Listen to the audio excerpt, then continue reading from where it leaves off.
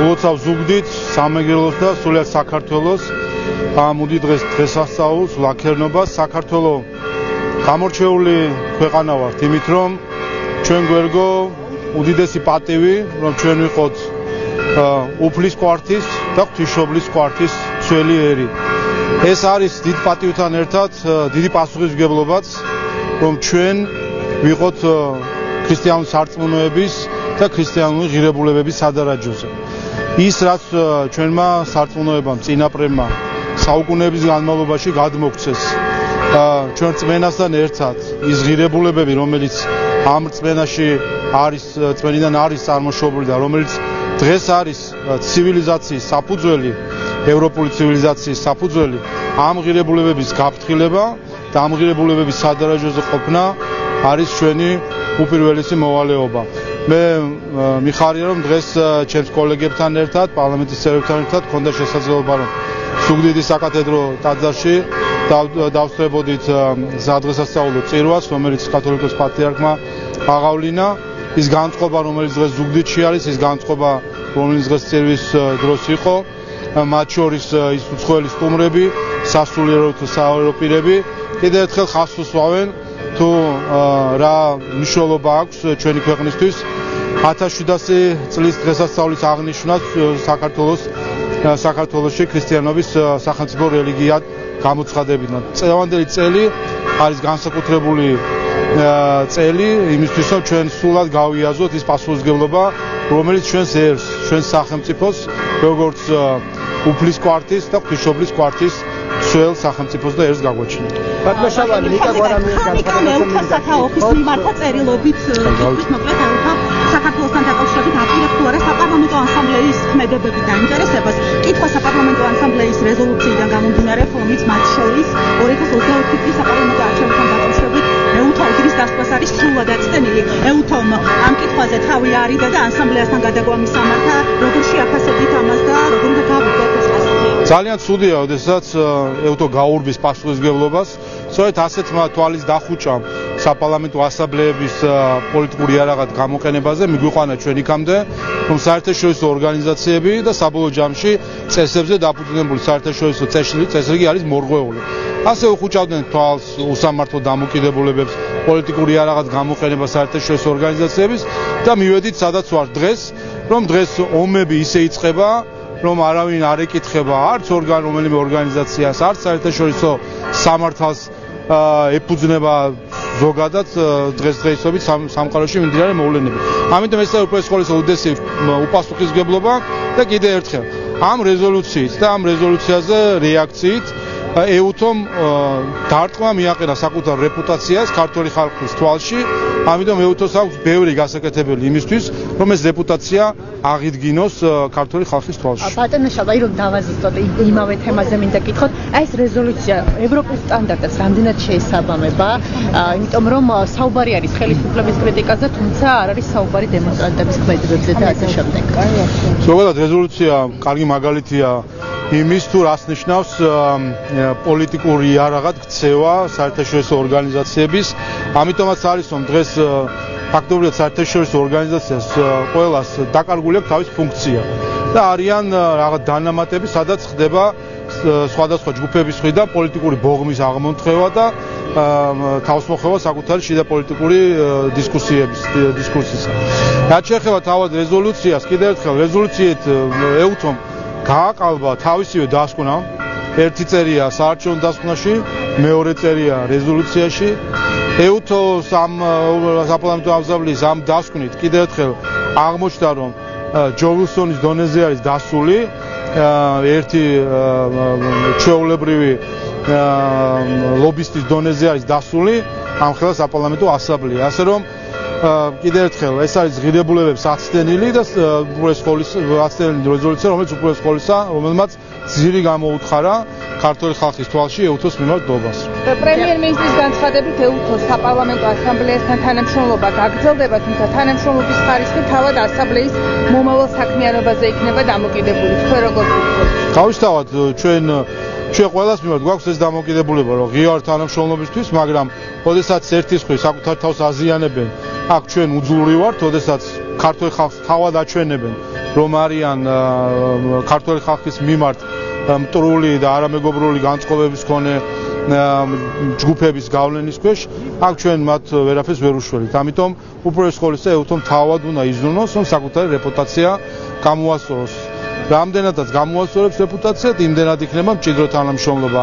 დაიზიანებს რეპუტაციას, ჩვენი რა ინტერესი არის, რომ კონდეს რაღაც მჭიდრო და განსაკუთრებული ურთიერთობა იმ ხალხთან და იმ ჯგუფებთან, რომლებსაც აქვთ ერთადერთი რამე მიზნად დასახული, რომ როგორმე რაიმე ყველანაირი მანქანებით დააზიანონ ჩვენი ხალხი.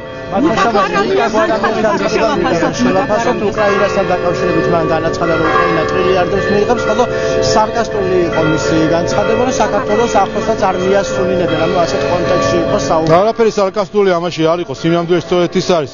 კოკასა შიგან რაც ადგას იგივე გადმოდინდების. ეს ხალხი ასე ფიქრობს. აი ეს ხალხი ფიქრობს ფინანსებზე და ფულზე. როგორც 2008 წლის ჩვენი ტრაგედია და ომი გადაიტანეს იმ 4 მილიარდის მოგდებული ფულით, რომლითაც დაამშვიდეს მე საკუთარი სინდისი დაიმშვიდეს, აი ესე ზუსტად ასე უყურებენ, რომ ტრილიონები შეხვდებაო უკრაინას და ჩვენ არაფერი არ შეხვდება, იმიტომ რომ ჩვენ არ ვიომეთ, ჩვენი სოფლები არ დაინგრა, ჩვენი ქალაქები არ დაინგრა და ჩვენი ხალხი არ დაიხოცა. ამიტომ გვეკაჩებოდნენ ომში. სწორედ ამიტომ ნიკა გვარამია და მისი მოაზრეები ამიტომ გვეკაჩებოდნენ, ისინი ვინც პარლამენტის შიგნით იყვნენ მაშინ და ისინი ვინც პარლამენტის გარეთ იყვნენ NGO-ები, რომლებიც დემონსტრაციებს აწყობდნენ, რომ ჩვენ მებრძოლები გაგვეგზავნა უკრაინაში, ამიტომ გვითრევდნენ ომში, რომ ომის ბოლოს მილიონებზე, მილიარდებზე თუ ტრილიონებზე წვდომა ქონოდათ. ფული ეს არის, რაც მათ თვალების წინ აფარებული აქვს, რაზეც ფიქრობენ, რომ სარგებელი ნახონ ომიდან. ჩვენ ყველამ ვიცით, რომ ომისგან ყოველთვის არიან ჯგუფები, რომლებიც სარგებელს ნახულობენ და ამიტომაც არის ხანდახან ზოგიერთი ომი განპირობებული, რომ ხელს ითხოვს ზოგიერთი ჯგუფები ომებისგან. ეს ვიცით და აი ამ ადამიანმა პირდაპირ თავადვე განაცხადა, რომ არის პოლიტიკური ჯგუფები საქართველოში, რომელსაც სურდათ საქართველოში ომი იმისთვის, რომ შემდეგ ფინანსურად ხელი მოეთვათ ამ ყველაფერზე. ამიტომ კიდევ ერთხელ ეს ხილება საკუთარი თავის იმაში, რასაც ჩვენ დიდი ხანია ვხედავდით, ასე უყურებენ 2008 წლის ომსაც, მიიღეს 4 მილიარდი და ამით იყვნენ ბედნიერები, რისთვის 4 მილიარდი მაშინ რომ მიიღეს, რომ ტოლვილები, რომლებიც საკუთარი სახლიდან იყვნენ გამოქცეულები, მათთვის რაღაც აშენებული იყო და ასე შემდეგ. რამე ჩაუნაცვლებდა მათ საკუთარ სახლებს, რაიმე ჩაანაცვლებს იმ ადამიანებს, რომლებიც დაიღუპნენ ამ ომში, როგორც ჩანს, გვარამიას და მისი პოლიტიკური თანამოაზრეების და აი ამ აგენტურის თვალში, ამ სიკვდილსაც და ნგრევასაც, ამის ანაცვლებს და ამის კომპენსაცია არის ფული. ფულად ურღით ყველაფერი. ასე რომ ეს არის კიდევ ერთი ხილება იმისა, თუ რა საშინელებაში გვითრევდნენ,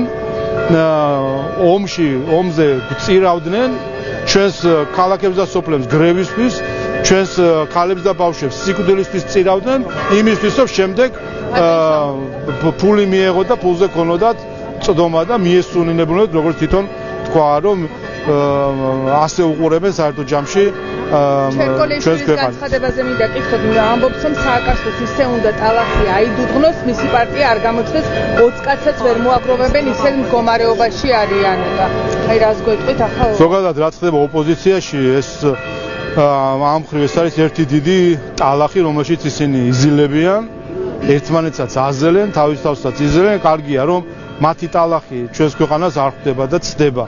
იმიტომ რომ ქართული ხალხი სწორედ აფასებს ყველაფერს, იმიტომ რომ ქართული ხალხი სწორად ჩემას აკეთებს და არის ეს პატარა სცენა მათი მოწყობილი, სადაც ტალახში აზელილები ერთმანეთში ხან ჭიდაობენ და ხან ერთმანეთს ტალახს უზიარებენ. ასე რომ ეს სწორი შედარება არის ამ მხრივ, რომ ნამდვილად ტალახში იზილება დღეს ოპოზიცია. ოპოზიციონერი აქტივისტი აუცილებს ვიდეოს აუცილებს ოპოზიციონერი აქტივისტი, რომელიც ცინიკურად მოიხსენებს შეშმოკლებს შეურაცხყოფას აყენებს მათ. კონკრეტულად საუბარი არის ერთ-ერთ გავრცელებულ ვიდეოზე, სადაც კონკრეტულად შეურაცხყოფას აყენებს რონალდთან მიშულს. როგორ შეაფასებთ და ეს ადამიანი ეს ხადაძე არის უნისეთ ხადაძის ძმა, რომელიც გადატრიალებაზე ის ციხეშია.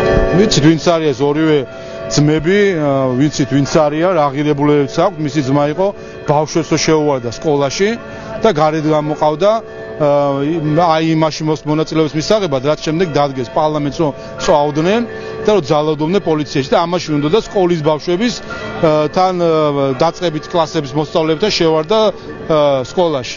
ამ ღირებულებების მატარებლები არიან გინდ ერთი ძმა და გინდ მეორე ძმა, ასე რომ მათგან არაფერი გასაკვირი არ არის. საქმე იმაში არის, რომ ისინი არიან სახე იმ დაჯგუფებისა, რომელიც დღეს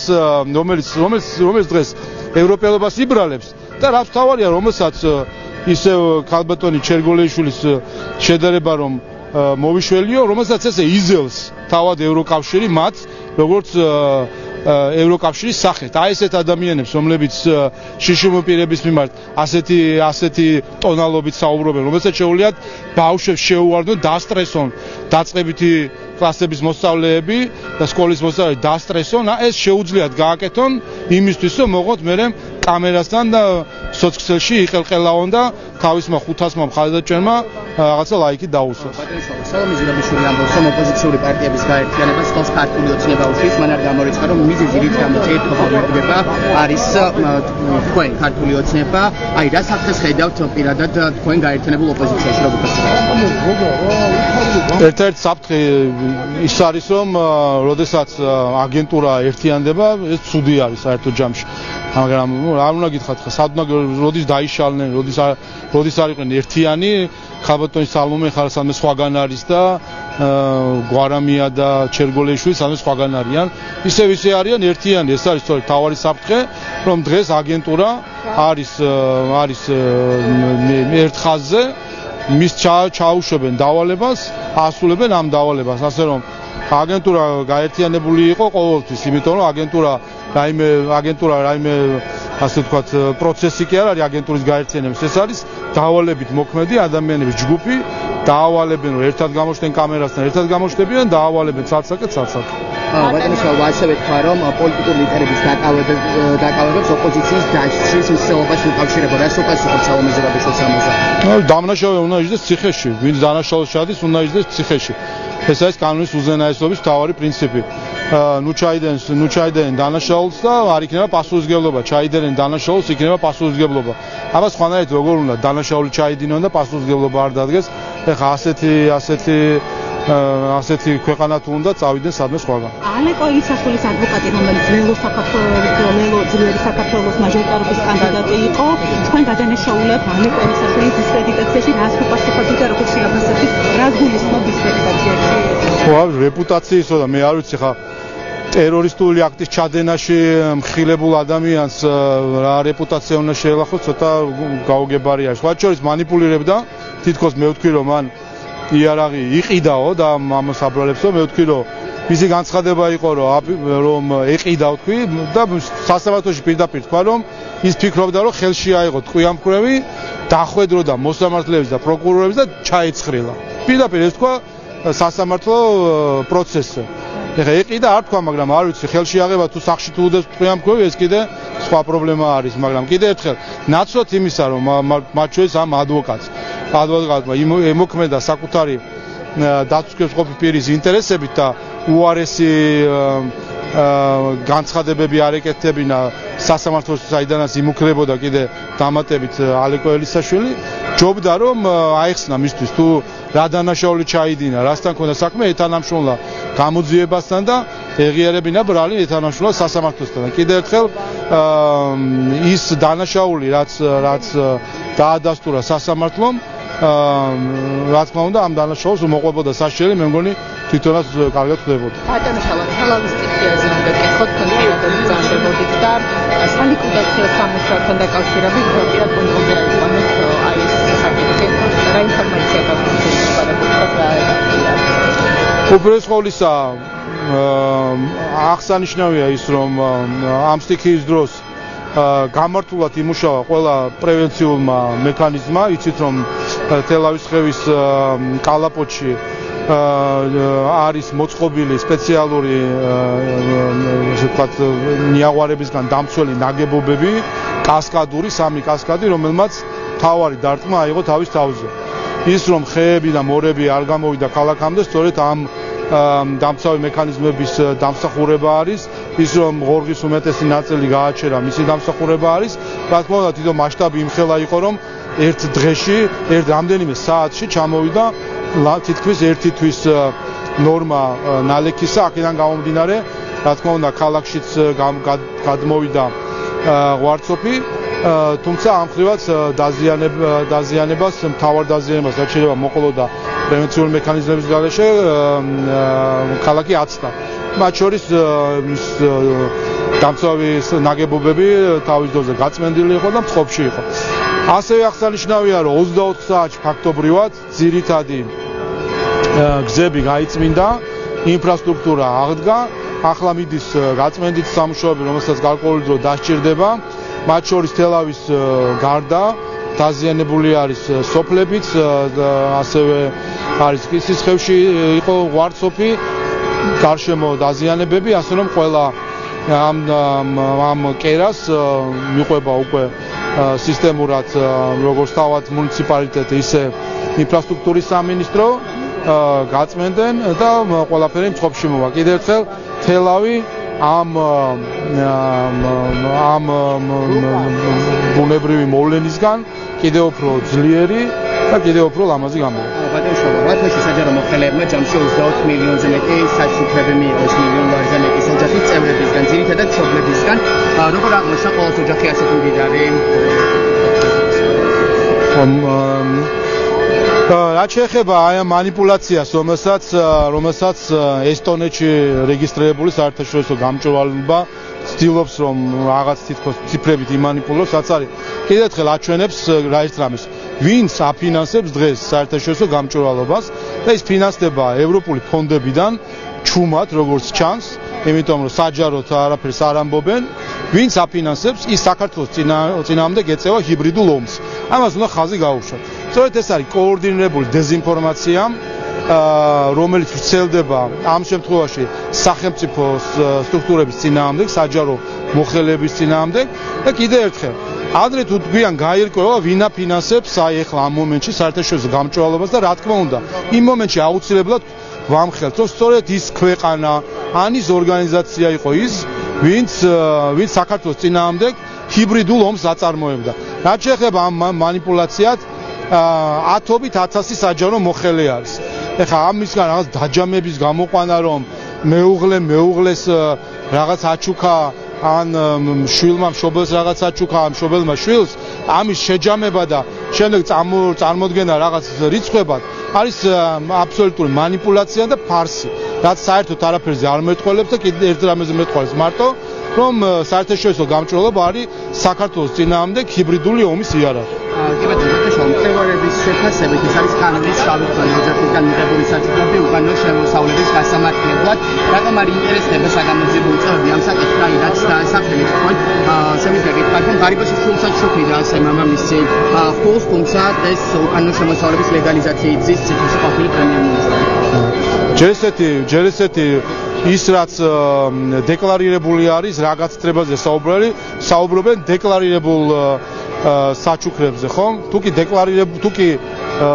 არის რაიმე არალეგალური შემოსავალი, მაშინ მის დეკლარაციასაც არავინ არ მოახდენდა და რახან დეკლარაციაში არის, რაღაცნაირად იქნება ის არალეგალური შემოსავალი და საკუთარ თავს ხო არ ამხელდა ადამიანი. ასე რომ აბსურდია კიდევ ერთხელ. ბატონო, ასევე შეგეკითხებით, როგორ აპირებ გაუმყოლებ განზრდილ ავტოსაგზაო შემთხვევებს, ჯერ ჯარიმები გაიზარდა, შემდეგ შეამცირეთ, პრობლემა რაშია, ინფრასტრუქტურა მოუწესრიგებელი, თუ რატომ ხდება ამდენი ავტოსაგზაო შემთხვევა?